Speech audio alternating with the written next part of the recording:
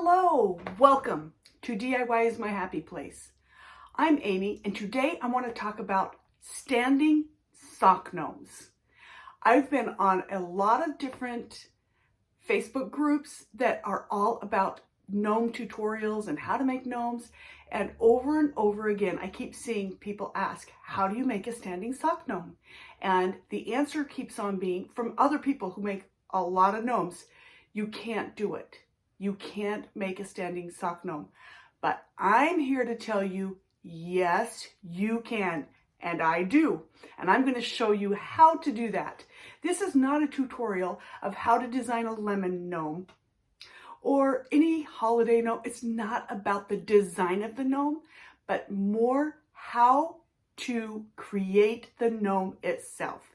It's the basics. It's getting down to the bare bones of it.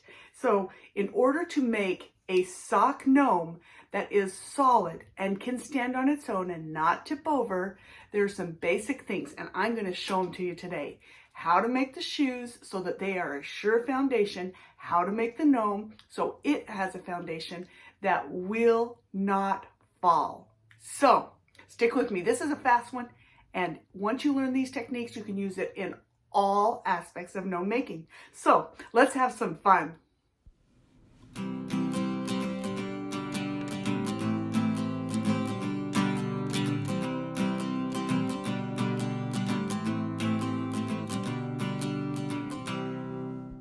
I do a lot of gnomes and I have a lot of different tutorials, but I decided I wanted to do a tutorial only on how to make the standing gnomes.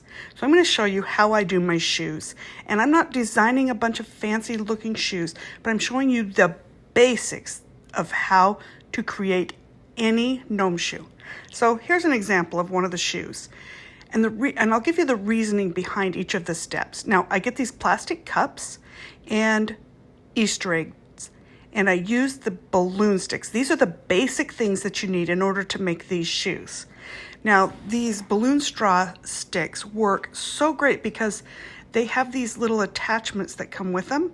And so you can really glue this bottom straw into the shoe so it has a solid foundation.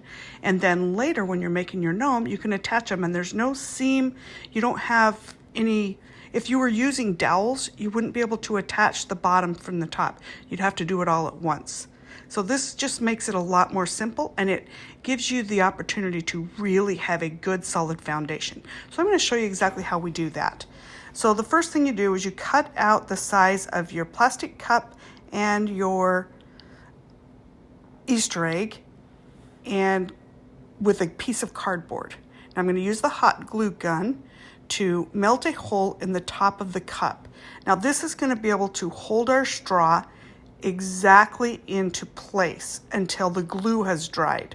So all of these things, every single part needs the other part. Okay, so we're going to make sure that our straw is the right size. Now this can be cut down to a very little stump really, but I'm leaving it a little long just for the sake of showing how to do this tutorial. You can see these are just very strong, solid straws.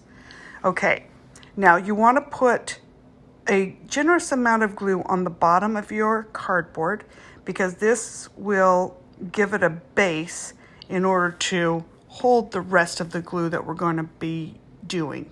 Now I usually like to put this on some sort of plastic in case glue oozes out. I can kind of pop it off, but I wanted to be able it to show up, so I have it on this red fabric right now. But we're going to just glue that on, and we're going to glue the little Easter egg on.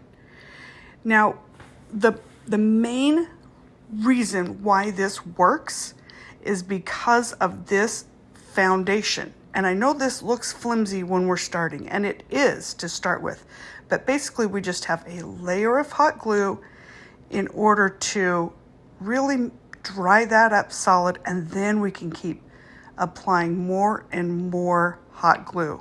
Once that's dried, you apply more. And you really want to fill the entire cup with glue. And this will give the foundation for your standing gnomes. They will be able to stand on their own if you really give it a good solid foundation. So it does take quite a bit of hot glue, but it's perfect because you get it in exactly the position that you want. Now we put the straw in so that it can just totally become part of the hot glue. As you can see, it will take a while to dry because there's so much hot glue. And you can do the cups either upside down or turned around the other way, depending on how you want your shoe to look. Your boot, your whatever you're gonna do for your gnome feet. So I'm gonna show you the opposite way. If you're gonna put it in going the other direction, then it still has about 1/4 of an inch below the toilet paper roll where there can be glue. And then we're going to glue all around the toilet paper roll. Now I think of the toilet paper roll, we recently redid our deck and we had to put foundation footings in. And I was astounded that the foundation footing for the entire deck was cardboard.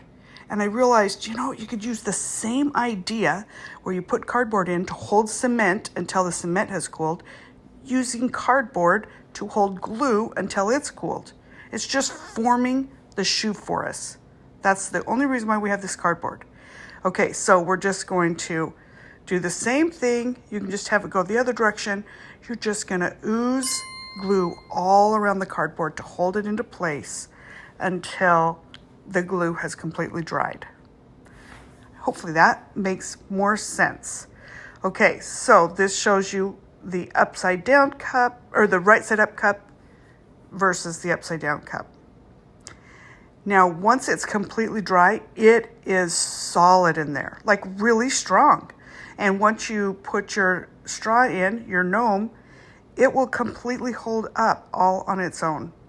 So, okay, there's still one more thing that we need to do once that glue is completely dried.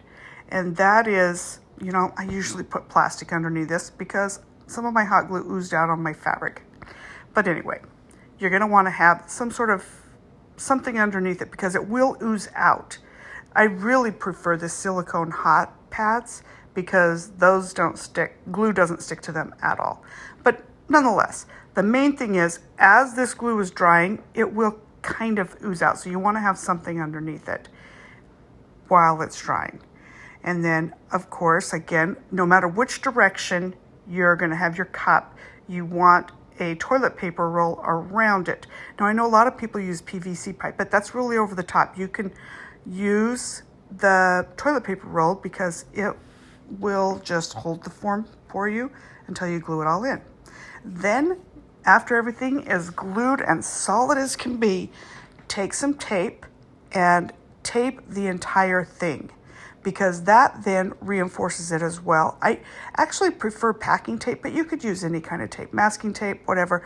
The reason why I like packing tape is it's strong, but it doesn't leave little ridges so that you can form it right up to the shoe. And then when we put our felt on and our sole for our foundation or for the bottom of our shoe, you're not seeing little crinkles everywhere.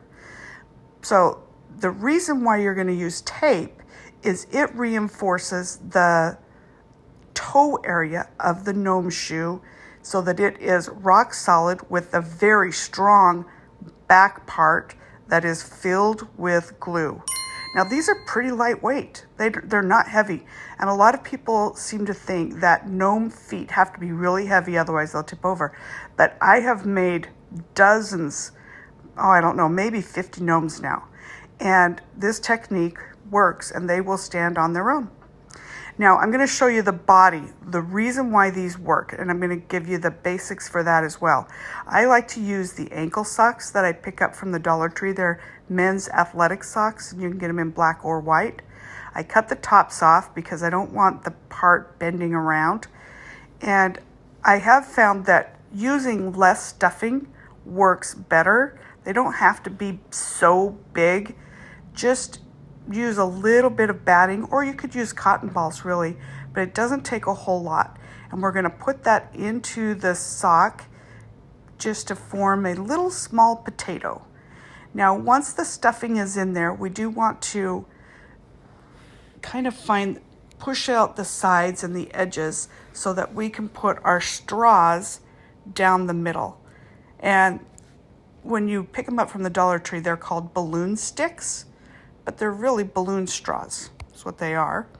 And then we're gonna put these straws. So when you have the straw, they're very long. They get out of the frame of this, but I just cut one of the straws in half, and that really makes about the right size for our gnome. And it doesn't have to be exactly in half because we can trim it at the bottom after it's all completely dried and we know what size we want it to be. So the main thing in order to make this work is you've got to get those straws all the way to the bottom of the sock completely. And that will keep this gnome sock from bending. Otherwise, if you don't get the sticks all the way to the bottom, you will make up your whole entire cute gnome, and then it looks like it's trying to bow or curtsy or something, and it just won't stand up straight. So you definitely want to get the straws all the way to the top. And then, once again, hot glue is your friend. It doesn't have to be glued clear up in there. I do like to peel back some of the cotton in order to let some of the hot glue ooze down in, but it doesn't have to be 100% glued in there. Just all the bottom area needs to have a generous amount of glue. See how it looks when it's completely dried? There's a lot of glue on the bottom just to hold the frame, and it is solid. And then you can design any type of gnome that you'd like. And as you can see, you just then attach the gnome to the shoe, and that's how you make your very own standing gnome. And this is really a no-fail way. Look, it'll even stand on its own with one foot. Okay, now that you know how to make gnomes, I have lots of tutorials of different designs of shoes and different designs of gnomes that you can click on, and I'll put some links down below. But please subscribe. Statistically speaking, 85% of you that are watching this video right now are not subscribed. Come on, you can do it. Subscribe. It doesn't cost you anything. Like and share this out where you can. And I will see you on the other side. See ya.